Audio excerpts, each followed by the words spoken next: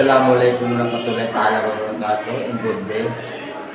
Before we start, we'd like to introduce our group mate, Anjali Albichon. We are the group 4 to present our topic, which is access control and authentication. What is access control? Ang access control ay isang proseso kung saan pinapahintulutan o pinagbabawalan ang mga tao, mga kagamitan, o mga user na mag-access sa isang tiyak na system, network, o mga impormasyon. Ang mga access control na ito ay ang access control na ito ay pinapatupad upang tiyakin ang kaligtasan, pagkaalintana at privacy ng mga data at mga pagkukunan. What is physical access control? Physical access control limit access to campuses, building, rooms, and physical IT assets. So, ang physical access control ay gumagamit ng ID card, biometric, security personnel at CCTV. Logical access control naman, limit connect to computer network system, files, and data. Ito yung paggamit ng username at password. Why is access control is important? Mahalaga ang access control dahil ito ay nagbibigay ng proteksyon at seguridad sa mga tao, impormasyon, at mga pagkukunan na data. There are 4 types of access control. 1. Discretionary access control. 2. Attribute-based access control. And 3. Mandatory access control. And 4. Role-based access control. Ang discretionary access control ay isang uri ng access control na nagbibigay ng control sa mga end user kung sino ang nag-access sa kanilang mga resources. Ibig sabihin, ang mga may-ari ng resources tulad ng mga files o folder ay nagbabalangkas sa kanilang sariling mga regulasyon kung sino ang maaaring mag-access at tumawak ng mga resource na iyon. Ang attribute-based access control naman ay isang uri ng access control na kung saan ang mga patakaran ng pag-access ay nakabatay sa mga attributes na tumutukoy sa mga tao, mga proseso, at mga resources. Mandatory access control ay isang uri ng access control na ginagamit sa mga military at government organization na kung saan ang mga patakaran ay nakabatay sa security clearance ng bawat tao. Sa ganitong paraan, limitado lang ang access ng bawat tao sa mga resource at impormasyon na nakalaan lamang para sa kanilang clearance. Role-based access control ay isang uri ng access control na nagbibigay ng control sa isang system administrator upang i-set up ang mga role na ginagamit ng mga user. Sa ganitong paraan, limitado ang access ng bawat magiging base sa kanyang role sa kumpanya. What is authentication? Authentication works by verifying an identity of user, device, system. This can be done through various methods such as password biometric information. The authentication process is typically carried out by computer system and software application using authentication protocol, or algorithm which convert the user credentials to a store record of authorized user and reference data. Why is why is important cyber crime security? So, authentication is an essential aspect of cyber security. It is important because it is help to ensure the confidentiality,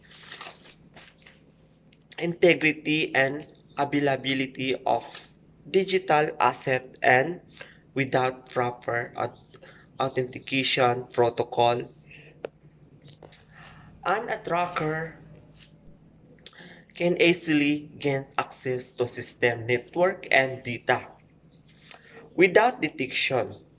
So authentication help to pre- prevent authorized access to sensitive data and system, which is critical and maintaining and security and privacy of personal information. So how does authentication work? So the purpose of authentication, it is verifying the identity of a user or device and to determine whether access and should be granted or denied to a particular resources. So system or network, by using authentication, user are provide with a way of prove their identity to a system application, typically truth and password. Biometric data such as fingerprints or facial recognition or a security token such as a smart card or USB key. So authentication is used in many areas of technology, include network and system security, application security, online transaction, mobile device security. What is authentication used for? Authentication is the process of verifying the identity of user or device. So some example, authentication include password is where a user is required to enter unique combination of characters know only there.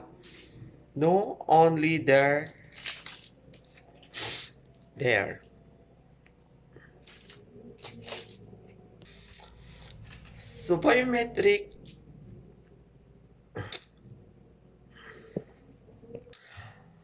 authentication. This method include verifying a user identity by checking attributes such as their fingerprint. Currently used authentication factors include the following. Learning factor. The learning factor or something you know might be an authentication credential that consists of information that a user process include the personal identification number, PIN, a username, a password, or the answer to the secret question. Position factor. The position factor or something you have might be an credential based on items that the user can own acquiring, which then include hardware device like a security token or a mobile phone used to accept a text message on the run, and authentication apps that can generate a one-time password, OTP or PIN. Enhanced factor. The enhanced factor or something you are is typically based on someone for one biometric identification, including fingerprint, retinal scan, or any another form of biometric data. Location factor. Where you are might be less specific, but the local factor is something used as an adjust to the another factor. Location can be determined to the reasonable accuracy by device effective, which the global positioning system or with less accuracy by cheating network address and routes, and the location factor only usually stand on its own authentication, but at any level, then another factor will prevent a man of running of someone's request. Time factor. Like a location factor, the time factor or when you are authentication is not separate it on its own but can be a subsequent time mechanism or weeding out attackers who attempts to access a resource at time when that resource is not available to the authorized user. Letters include the following: two factors of authentication. This type of authentication adds an extra layer of product to the process by requiring user to provide a second authentication. Factor authentication to the password. Two-factor authentication system often require the user to enter a verification code received via text message on a pre-registered mobile or mobile device, or an code generated by an authentication application. Multi-factor authentication.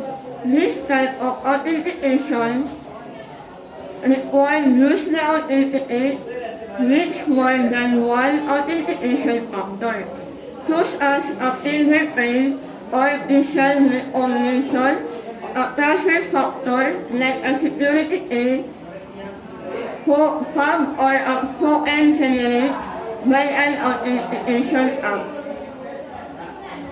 OTP. An OTP is an automatically generated number or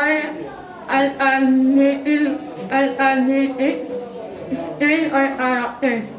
That authentication and user this password is only valid for one login session or transaction and typical employee for new users for users to use their password and a given of OTP to log and change to a new password.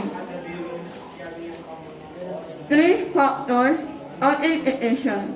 This type of MFA use three authentication factors. Usually, another factor such as a password combined with a position factor such as a security token and an inherent factor such as a biometric. Biometric. By some authentication system defined solely on biometric identification, biometric are usually used as a second or third authentication. Factors are more common types: biometric, Authentication variable include fingerprints and special oriented.